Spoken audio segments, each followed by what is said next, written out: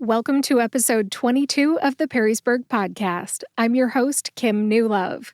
The Perrysburg Podcast is an informational podcast for prospective, new, and current Perrysburg, Ohio residents. We talk about what's in Perrysburg and why people like to live here. You can find the show notes for this episode on perrysburgpodcast.com.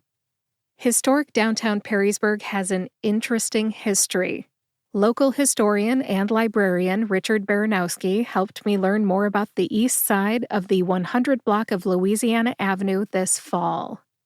In this episode, Richard gives us the history of 101 Louisiana Avenue, where Angel 101 sits today, through 131 Louisiana Avenue, where Huntington Bank sits today.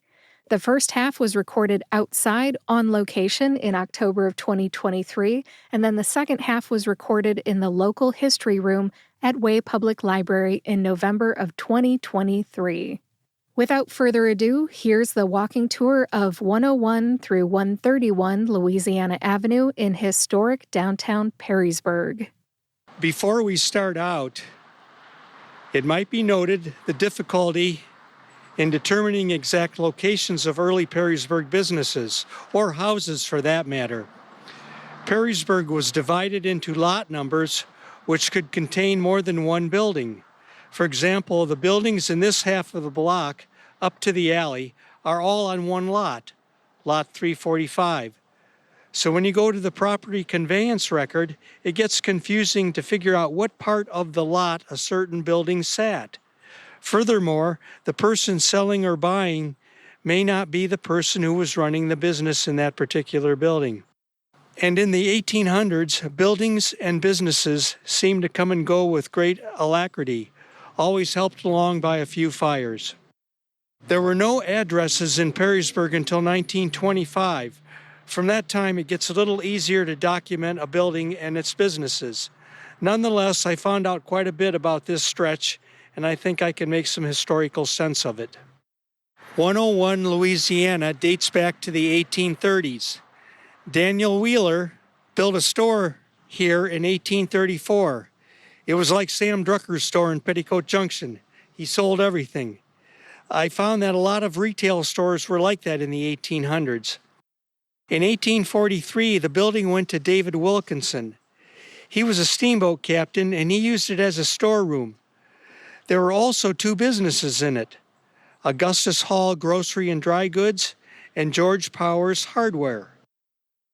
In 1845, the Brown and Hunt Tin Shop on East Front Street, adjacent to 101, caught on fire. It destroyed the whole corner here. So they started all over again. In 1848, the building burned down again. And did you know that the Presbyterian Church was in here too? Of course, it was a big wooden building then. It didn't look like what it looks like today. And the church used the upper floor. The newspaper reported that it was destroyed in the fire. The Presbyterian Church was in a lot of places in Perrysburg, including where the Way Library is today.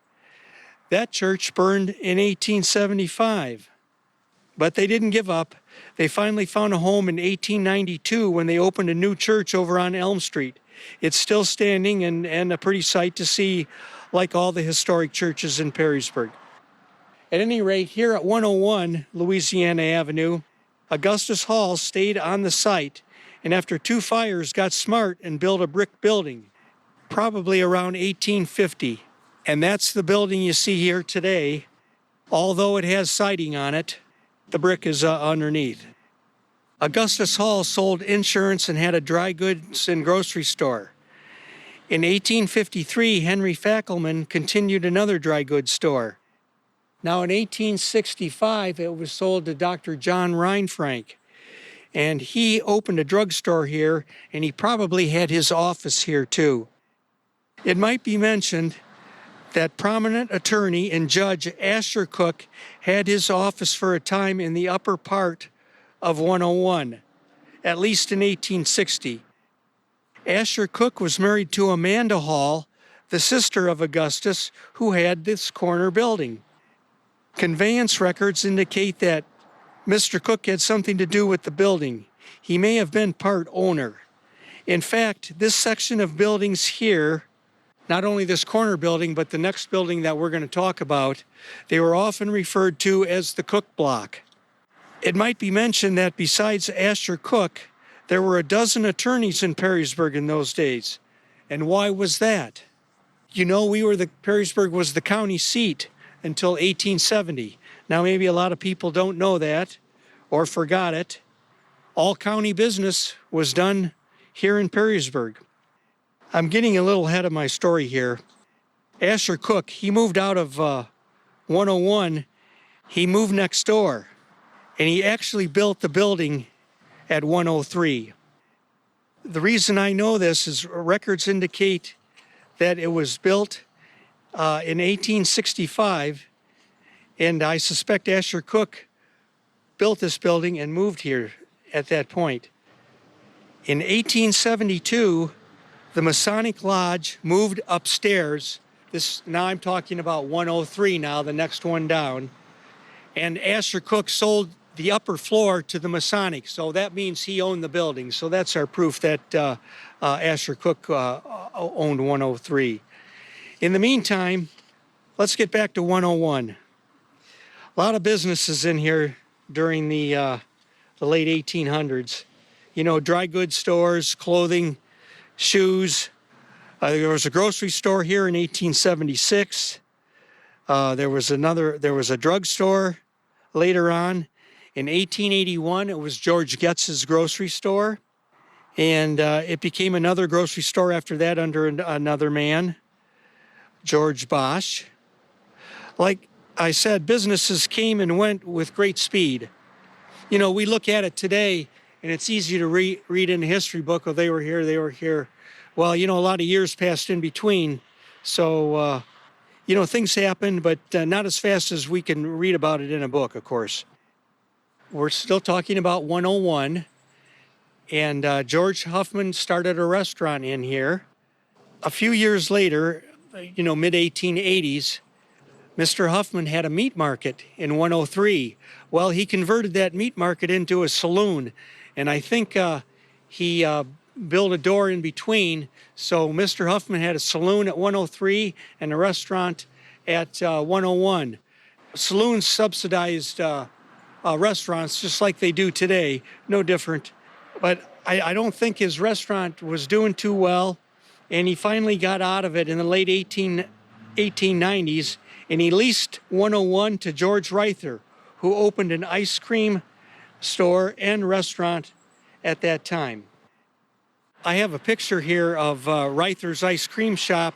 If you look at that picture, those are trolley conductors standing in front of the store there. His corner store here, 101, was a trolley stop. This was a busy corner. It was a waiting room for the trolley users and drivers. The drivers apparently switched out here because it shows them all standing there waiting to either coming or going. In fact, behind 101, in their parking lot back there, there's trolley tracks where you could fit two or three trolley cars back there, and I think they just used them as a siding when they weren't using the trolleys, or if they needed extra cars when it was extra busy. And the tracks are still back there, buried, as are all the trolley tracks that came through the middle of Perrysburg. If you notice, if you look at Louisiana Avenue, it's kind of mounded in the middle. The trolley tracks went right down the middle of the street. And if you look down about, 2 feet under asphalt, the trolley tracks are still under Louisiana Avenue. We're around 1900 here at 101. Of course, the streetcars were in business in Perrysburg from 1894 to 1925 when buses replaced them. Now, here's another photo of the ice cream shop. That's George Reither out front. You know, I don't think he could make it in this store. George Huffman took it back in 1903.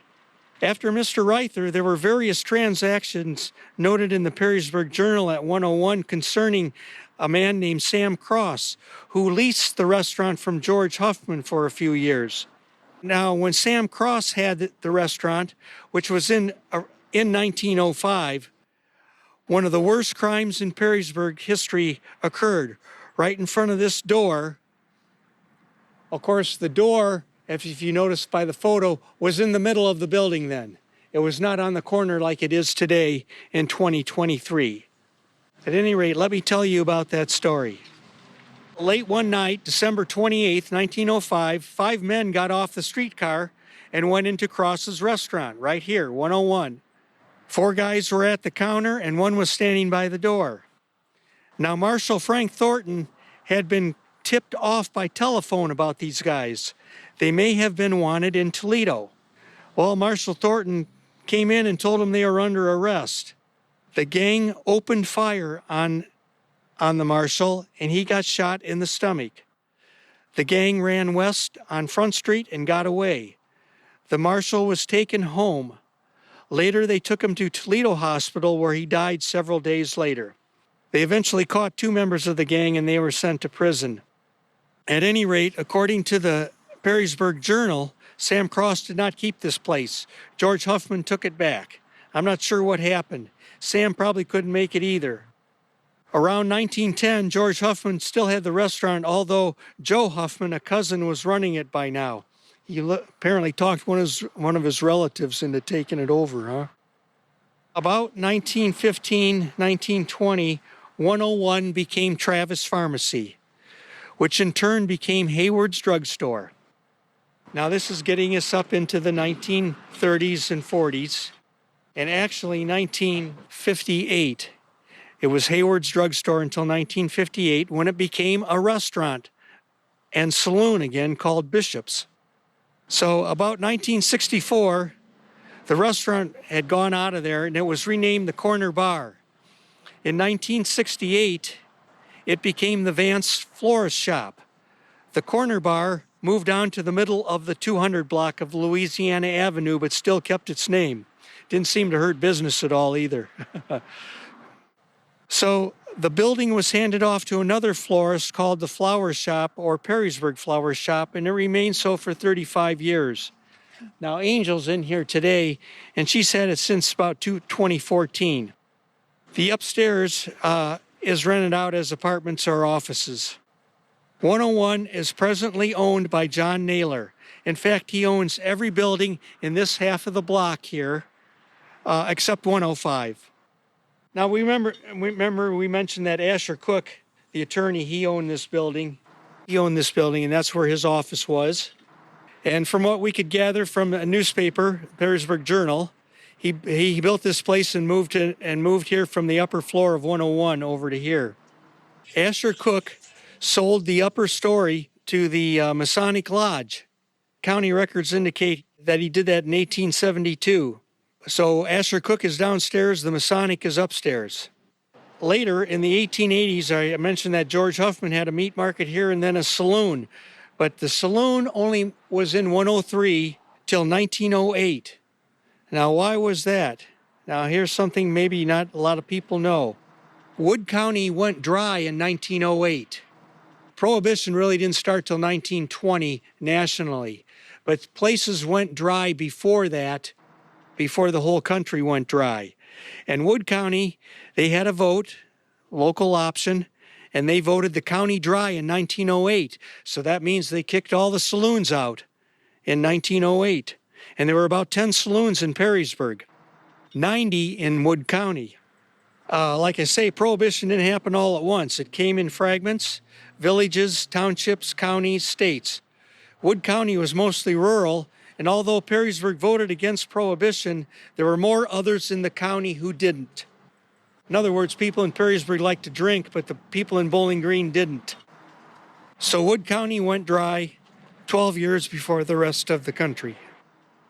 People from Lucas County could still drink, of course. And people in Perrysburg would take the trolley to Maumee, which was Lucas County, a wet county, with their empty suitcases and come clanking back to Perrysburg. You know, that's probably one of the reasons why Prohibition really didn't work. You know, you can't hardly have liquor legal and then 2 feet away have it illegal. That just doesn't work.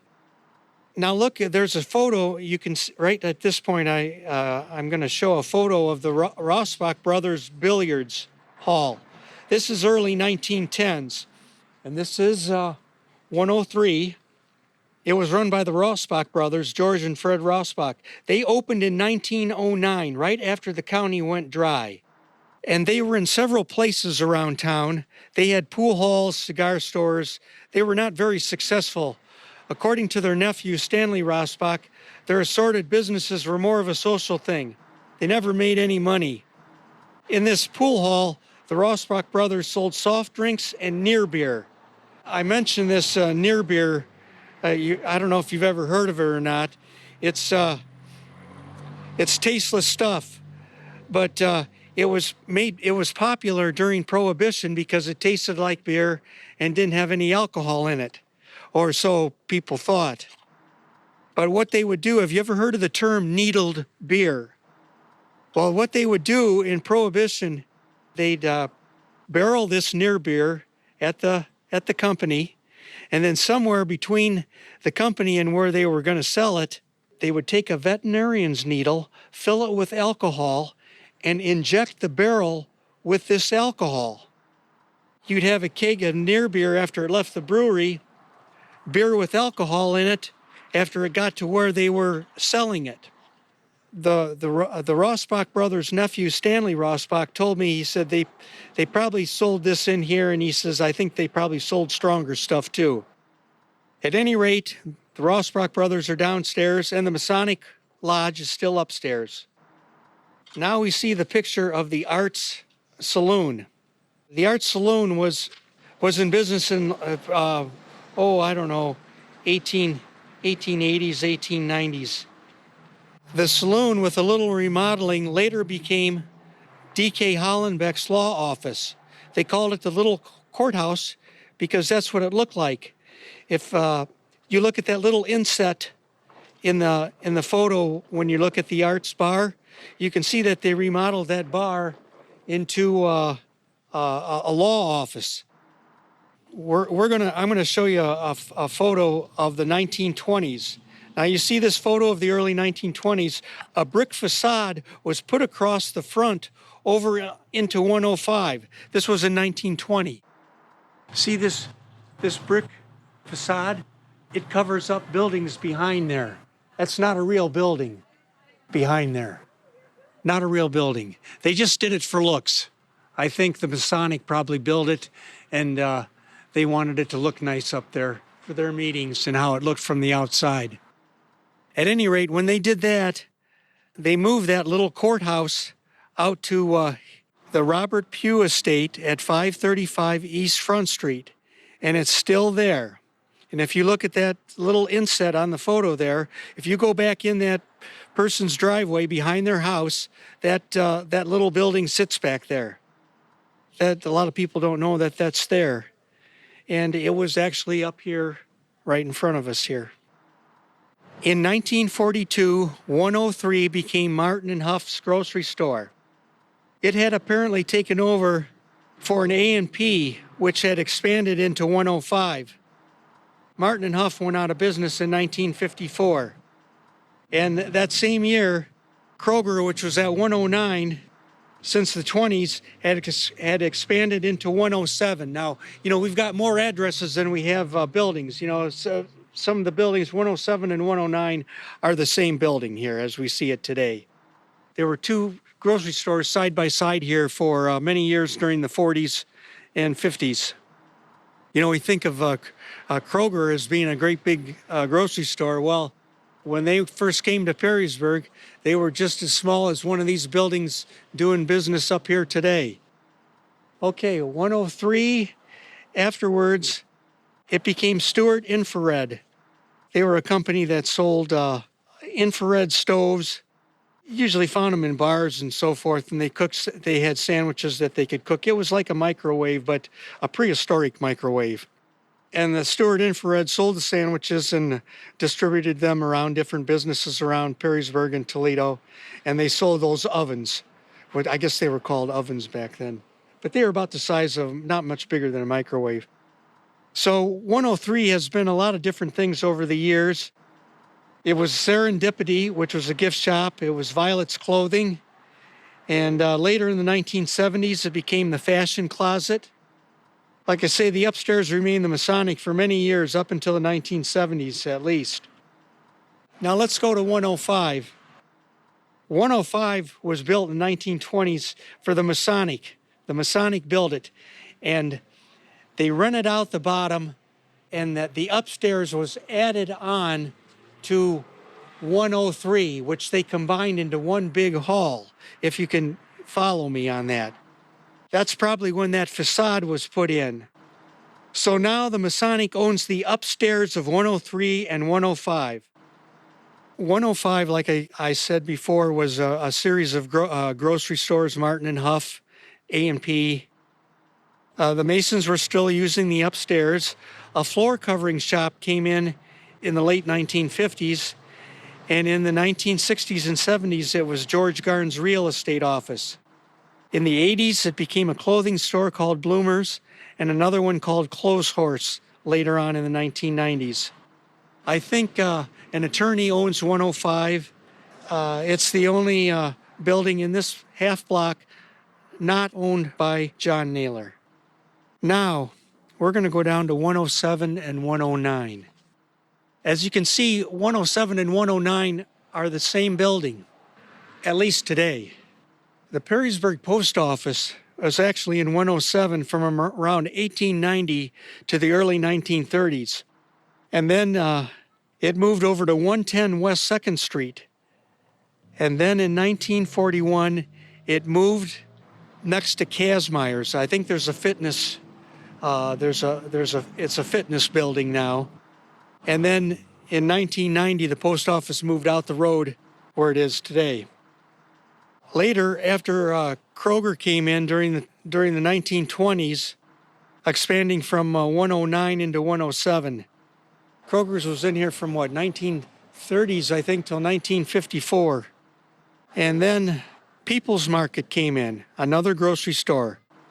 They moved here in 107 and 109 in 1955, and People's Market stayed in business here till 1972. West Haven Drugstore came in 107 after People's Market. They were in here till 1978, and then it became headquarters for a limited corporation. And S.J.'s Emporium came in the 1980s, and then by 1989 it was a wedding apparel shop. In 1999 it became Wurtzel Photography. There have been different businesses in here the last 20 years.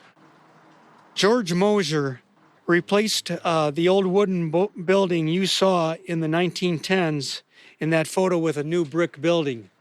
It became a Studebaker dealership. Now we're looking at the 109 upper level. They actually fixed cars in the second story of that brick building of 109. There was an elevator in there. Even for 1910s and 20s, I don't know, that was pretty advanced. And it was a Studebaker dealership. If you refer back to that 1920s picture, you will see 111 says garage. They must have used both places to fix cars, because 111 is the next one down.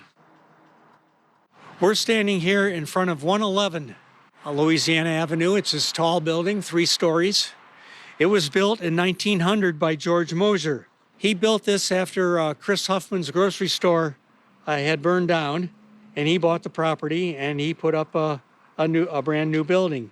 It was actually he actually built it as a saloon, because the ground floor was designed as a cafe with a long mahogany bar.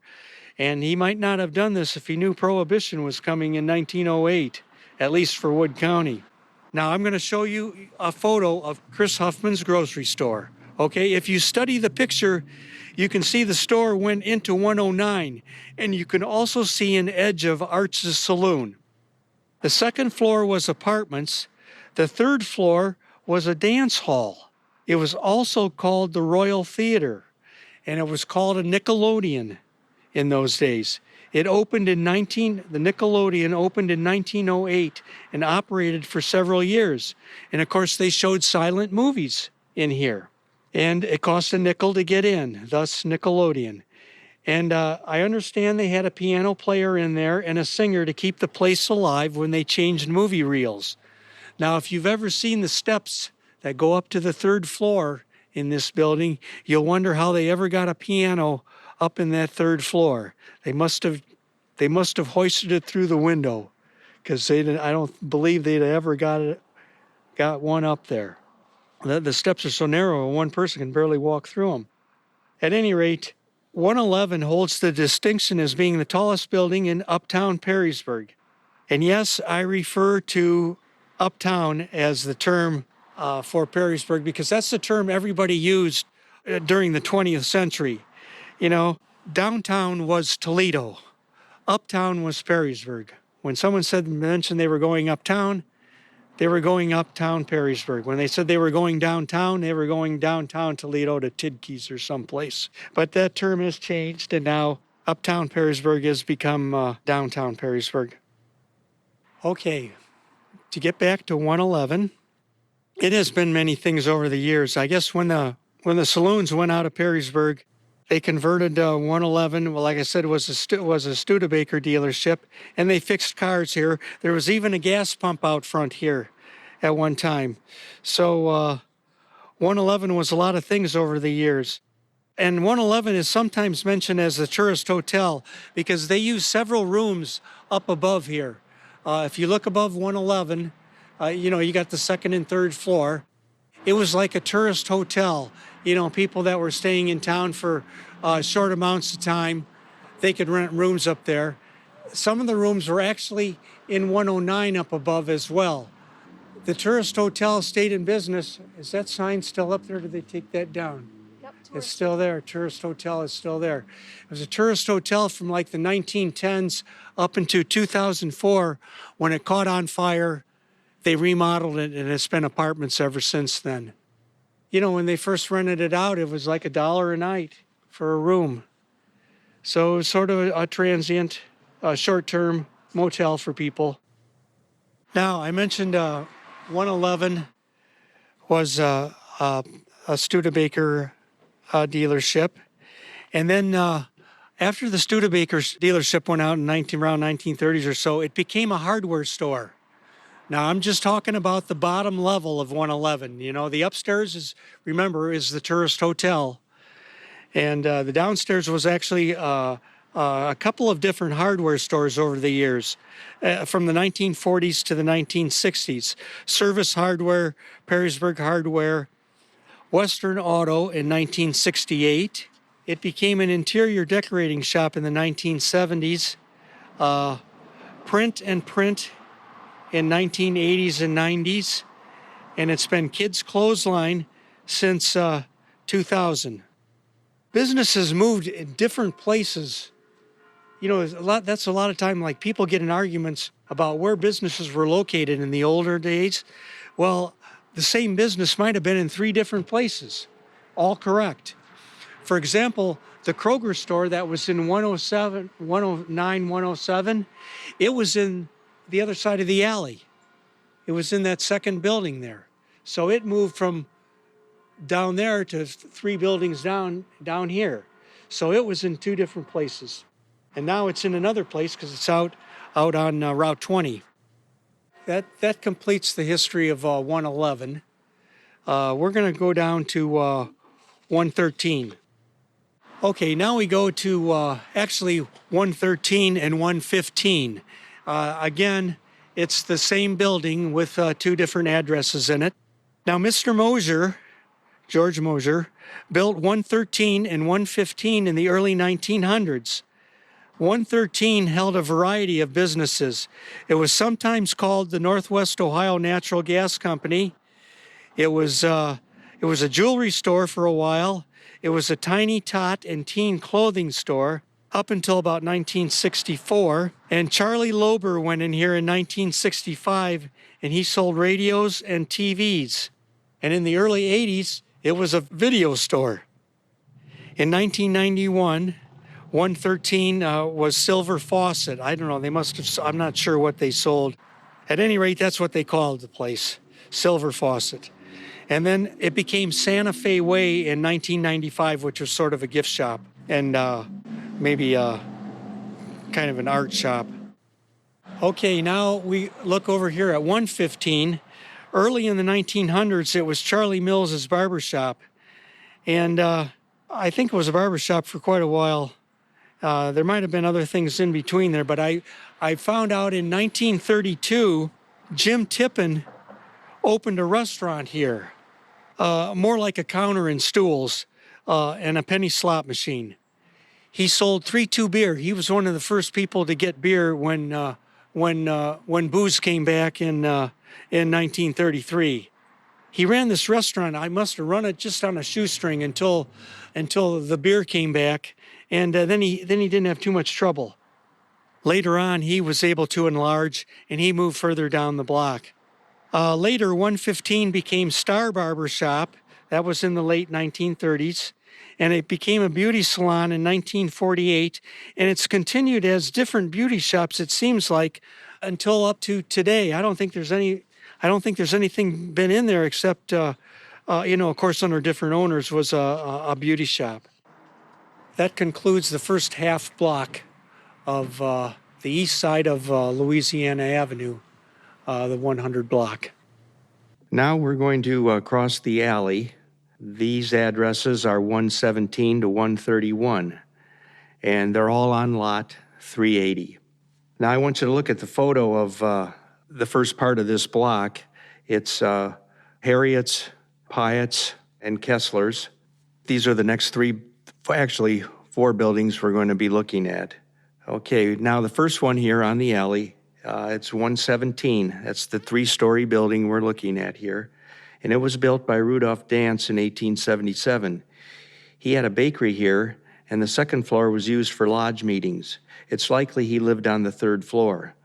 When Dance moved his bakery and other retail services such as kids' toys, school books, and supplies across the street, he sold to John Amon, and Mr. Amon opened a hardware store here in 1891. Mr. Amon sold it to John Stalder in 1926, who continued it as a hardware. By 1934, it was called Service Hardware. By 1940, it had become an Isley's ice cream shop, and it remained so till 1945. Dick Huffman bought the building in 1945 and rented it to Casual Clothes. The upstairs, second and third floor, were apartments. The bottom floor became the Perry Petite Shop in 1954, then renamed Harriet's for owner Harriet Culbertson in the 1960s. Harriet retired in 1974. I talked with her one time, and Harriet told me that she thought the petite part of her business name were keeping people away who thought she only sold petite clothes. So that's why she changed the name, I think it was around 1968 or 69, from the Perry Petite Shop to Harriet's. The business continued as a ladies' clothing store until 1994. Then Central Travel went in 1996, and they were there up until the mid-2000s. Then came a short-lived yogurt shop, and I think another coffee shop was in there. Maddie and Bella's coffee shop opened in 2013, and of course they're here today. Now, 119 and 121 are sort of a mystery to me. Now, if you look again at the photo I gave you, you can see that 119 and 121, by the look of them, they were built at the same time, and I think it was around 1840. The brother of Augustus Hall, this is from bits and pieces I got from the Perrysburg Journal, James Manning Hall, appears to have built them. He also built 123, perhaps before these buildings. He had owned a general store, and then he was postmaster and insurance man, maybe all at the same time. At any rate, the Perrysburg Journal said in 1839 that Hall's new brick building was opposite the Eagle Tavern. The Eagle Tavern is where the Perrysburg Messenger building is today, which, by the way, is the oldest building in uptown or downtown Perrysburg. In 1865, John Eberly bought 119 for $550. He was a boot and shoemaker, and he later built a shop up at 201 up in the next block beyond 2nd Street. Like I say, these businesses, these folks moved around quite a bit. looking for a bigger place or better place or a cheaper rental or who knows, for a variety of reasons. In 1873, George and John Huffman bought the building for $2,000. They had a grocery store in here for many years. George gave it to his son Bill in 1919, then it went to Lula Kazmaier. Kroger bought it in the 1920s. In 1932, Kroger went down to 109. After Kroger left, William Campbell came in and bought the building for $4,500 in 1932. He continued a grocery here. In the meantime, a man named William Richards acquired the building in 1935, and he sold it to John Pyatt, actually Earl Pyatt, came in 1940. Earl rented it until he bought it in 1953. They gave it to their son John in 1983, and he sold it to Stephen Nitschke in 1998 for $58,000, and the Nitschke family still owns it. In 2010, it became, actually in the 90s, let's back up a minute. In the 90s, it was the Ribbonry, and it was run by Kamala Nitschke. In 2010, it became Meg, a women's clothing store, and that's what it is today, and the Ribbonry moved upstairs. Okay, now we get to 121. There were no doubt different businesses here since 1840. It's Framer's Workshop today. I can get back to the 1870s on this building. Jacob Schlecht had a harness shop here. He actually competed with his father, who had a harness shop where Lupita's is today. There's probably a story here somewhere, but I don't know what that might be, but I think the father and son were competitors. By 1914, 121 was a pool hall and a cigar store run by Zen Harper, and I think I read somewhere that he lived above it, at least for a short period of time. I think, we're talking 1914. If you recall, Wood County went dry in 1908, and I think the guys that used to hang around the bars had no place to go, and these pool halls kind of took up the business. If you remember, the Rossbach brothers had a pool hall in the first part of this block for a time. How much alcohol was involved I don't know, that's another question, but I'm sure it was floating around a little bit. At any rate, in the 1920s and 30s, Herman Starr had a barbershop here, and he shared space with the pool hall, if you can imagine that. I think there was sort of a wall, or it was the barbershop connected to the pool hall.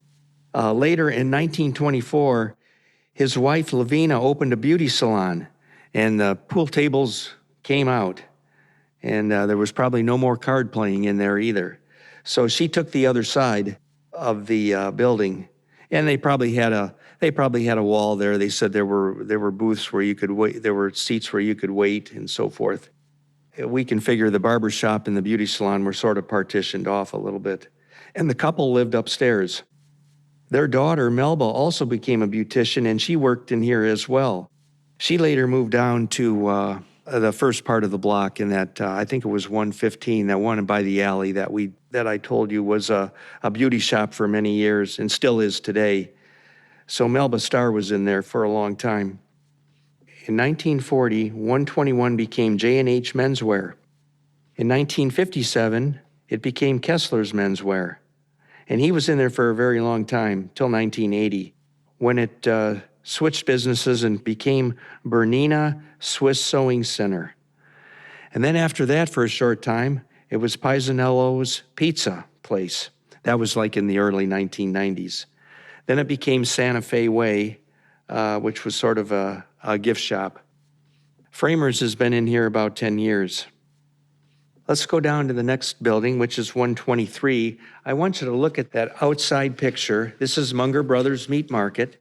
I have a picture of three fellas standing in front of the Munger Brothers. That's George Munger there on the right.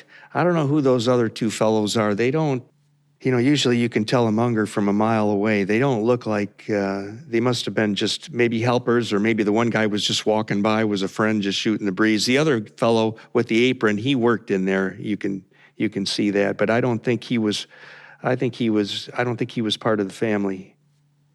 The earliest history I have on this building is a land record from 1839. The real estate this building sits on was bought by the aforementioned James Manning Hall for $100. He eventually put up a building and sold dry goods. Now, I'm not sure if this building, it's not clear whether this building went up after the two that we just looked at or went up afterwards. I have a suspicion that it went afterwards, but I can't be sure. At any rate, Gilbert Beach acquired this building in the 1860s, and he sold dry goods. But records indicate he was foreclosed, and a woman named Roxana Baker either took it back or bought it. She sold it to George and John Munger in 1880 for $2,400, who had been renting it for several years. And like I said, there's that photo of George Munger wearing an apron. I think this photo is from the 1910s. Now let's look inside the building when the Munger brothers had it. Now you'll note there's a picture there of the inside, and you can see cuts of beef hanging on the wall there. And George Munger, young George Munger, is in the apron there to the left, and his father is standing next to him on the right, and that's George Munger Sr. And he owned the whole shooting match there. He and his two brothers, John and Charles and Henry. But at this point, there were only three brothers because John had died in 1904. So just George, who you see there, and his brother Charles and Henry ran it. I think his son George eventually bought it and took it over. I see that, you see that meat hanging there. It looks like they must have salted at least some of it because, they had to preserve it some way. They had a special ice room in the back where they stored ice. It was a real squat, low-ceiling building, which was how ice houses were built back then. I think they were able to keep the meat at least semi-refrigerated. The Munger brothers, they started their meat market in 1879, and these guys, they were smart guys. They decided to cut out the middleman, and they brought their cattle into Perrysburg by train and butchered it as needed. Their slaughterhouse was out by Fort Meigs Cemetery near the railroad. They were in business here till about 1925 when George Schwinn bought their meat business. Since then, it was it's been a 5 and dime store. Later, it was split, and in 1950, by the 50s, 56, a barber, Kenny Gordon, was on the left. Hayes Travel was on the right side. Later on, 123 on the right became Hayden Miller Investments, and Eckard's Lock Service came in 1976. They were in here for over 20 years. The barber shop continued on the left side. Kenny Gordon retired, and Jack Wolf took it over, and he was in there for till the 1980s. The Ice House, if we walk to the side here of the bank parking lot, we can walk back and take a look at the Ice House. It still exists. Today, 123 is the Haven, and I think it's a beauty salon or hairdresser, and I think they sell beauty supplies in there as well. So at any rate, we're going to go to a new photo here. There's a photo of three, we're in the bank parking lot now, okay? And this photo is from around 1910s probably, and you see there were three wooden buildings where the bank parking lot is today. It looks like they all didn't fit in there. All the bank is added on to their side a little bit, but there were three businesses in there. So 125 is the first one, and I found a barber shop here in 1884 and in 1893, but I'm not sure if it was the same building. There might have been a different building there, and they replaced it with this one. It was the Perrysburg Variety Store for many years in the 1920s. Later on, it became Frank Gulick Furniture Store. Ray Bernard actually lived here around 1950 for several years. And later, it was Carl Steinman Used Car Dealer. This building was torn down in 1960, and the bank, which we are going to come to eventually, bought it. Now let's go to 127. That's the middle building there. It was a harness shop in 1893. Art Thornton's bakery came soon after. He moved his bakery here in 1905, and from where Waterford Bank is today. And he bought this building for $1,000 in 1905. And he was in business until the late 1940s. Perrysburg Paint and Wallpaper went in there. Then after them, an upholstery shop. It went vacant and into disrepair. In 1962, the bank bought it and tore it down. Now, 129. In 1884, I found a grocery store here, but I'm not sure it was, again, it's the same building you see in the photo. In 1893, it was a grocery saloon. It later had two successive confectionery stores, ice cream stores is what they called those in the early 1930s, or a candy store, early 1900s, up until the 1920s. So from 1900 to 1920, it was a candy and ice cream store. They had several names. Moons ran it for a while, and then it later became Shepherd's. In the mid-1930s, it was Stanford's Plumbing Shop. In 1939, the Tourist Inn moved in. Remember Mr. Tippin? He was at 115 in the early 1930s, up the block. Mr. Tippin ran this bar restaurant until 1958, when the business moved again up the street to 215. 129 was torn down in June of 1959 when the bank bought it. Consequently, we find that Mr. Tippin had the same business in 3 different locations. Just an example of how merchants move their businesses around in Perrysburg in those days. Okay, that brings us to 137, and that's the Huntington Bank. Actually, it's 131 today. They changed the address on it at some point. It's another story, but they readjusted the addresses around 1950 in Perrysburg on Louisiana Avenue and all the tree streets, just for growth reasons. Like I said, the bank in the 1930s, they were 137, but today 131. I got as far back as the 1850s for this property. There was a dry goods store here and a grocery store in the 1850s. Somewhere on this lot, perhaps at the back of the present Huntington Bank, towards the back of the building there, was the Perrysburg Bank building. It housed Perrysburg's first bank, started in 1857 by one man, Jesse Norton. Now let me reiterate, it was not this building we are looking at today, it was a different building.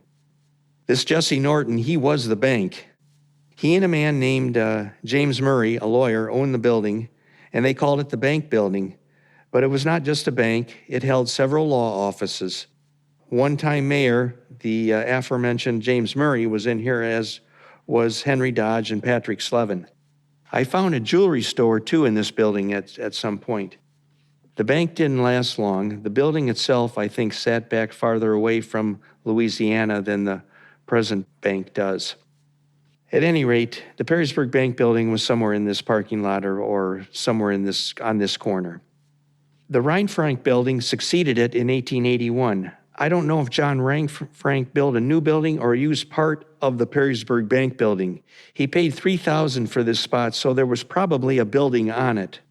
Well, Dr. Rheinfrank had his office here, as it was referred to as the Rheinfrank building. He left here in 1897, and with his son, Dr. William Rheinfrank, moved to their new hospital on West Front Street next to Hood Park. The building is still there next to Hood Park and divided up into offices. William Rheinfrank was the famous thyroid doctor and specialized in goiter surgery. Patients came from all over to be treated by him. Dr. John Rheinfrank sold this corner here to the present bank for $1,800, and they tore down what was here.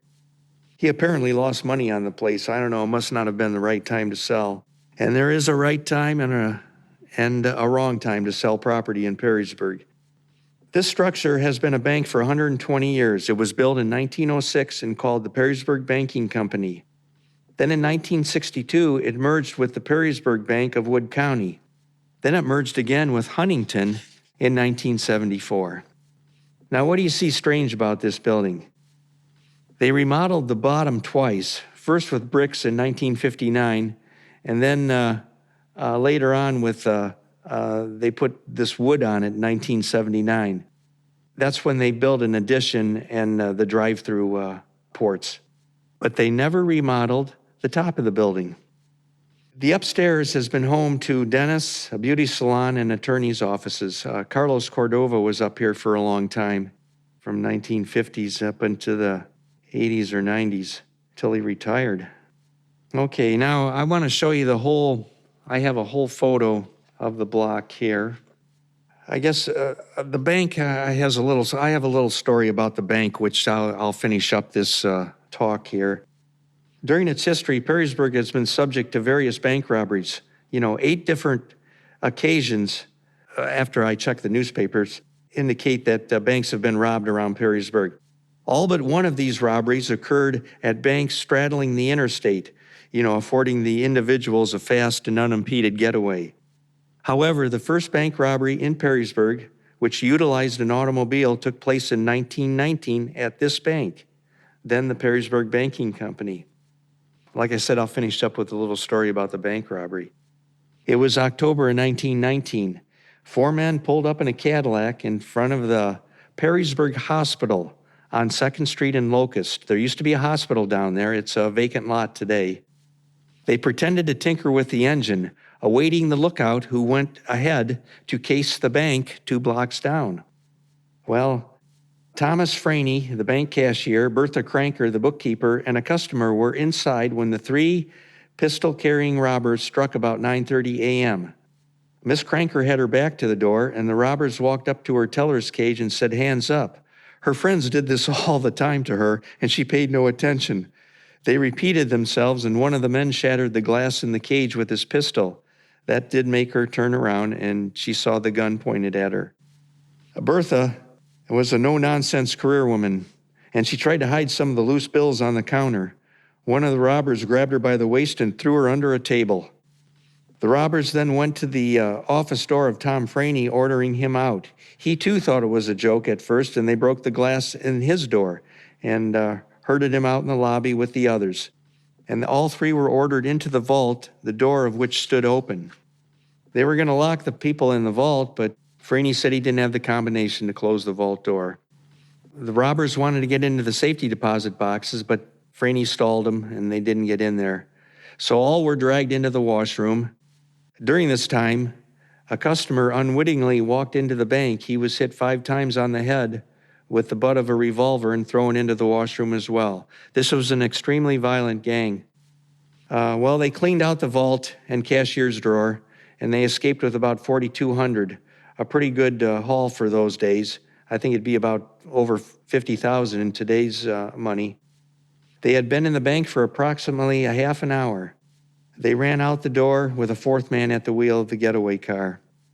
Another person walked in the bank and let the group out of the washroom. And there was, they called the sheriff. There was massive confusion as to the direction the bandits went. The sheriff went several different ways trying to figure out where they went, but the gang got away. However, Dr. Bowers down at the hospital had spotted the car and men in front of the hospital, unmistakably strangers in this then village of 2,000 people. He described the car to the sheriff, noting an unusual detail. The Cadillacs back then, the back window had 3 separate panes. One pane was patched over with black oilcloth. So during the investigation, it was discovered that a garage man from Perrysburg remembered it as a car he had recently worked on, and they got the license number. Toledo police found the car the next day, abandoned in downtown Toledo. And a half an hour after the car was found, a lady called of Mrs. Julius Jaffa of Prospect Avenue reported it stolen. Her husband was a taxi cab driver. He was arrested the next day, and he was the fellow. They found out who did it, and they were taken to the Wood County Jail by the sheriff. I might add that a few years later, when the Depression-era outlaws descended upon this part of the country, the Midwest, there were an epidemic of bank robberies, but Perrysburg was left untouched, not a single bank robbery. Villages such as White House, Lucky, and Waterville, they were not so fortunate. They were always robbing Waterville because as soon as you left, you were in the country and long gone. Although the famous, infamous outlaws of the period, Pretty Boy Floyd and John Dillinger, came through here at different times, they passed up Perrysburg, probably thinking it too risky. It's too tight, and it was close to a metropolitan area. They liked wide open spaces with no railroad tracks. It would be a long time between robberies. It took 56 years. July 2nd, 1975, Perrysburg's next bank robbery was the old Home Federal, now Key Bank on Louisiana and Boundary. Well, there you have it. I hope you enjoyed it. Maybe get a better idea of Perrysburg's history, of itself and its buildings. And that's the end of the building tour of the 100 block of the east side of Louisiana Avenue. Thank you for listening to episode 22 of the Perrysburg Podcast. Please visit perrysburgpodcast.com to read the show notes. In the show notes, you'll find a list of the addresses from the walking tour, a link to Way Public Library, which is where Richard Baranowski is a librarian, and a link to the YouTube version of this episode. If you know someone who enjoys Perrysburg history, please share this episode with them. And if you like this podcast, please subscribe to or follow the Perrysburg Podcast on your favorite podcast player and YouTube to get each new episode right when it comes out. Thanks again for listening today. I'll talk to you next Friday.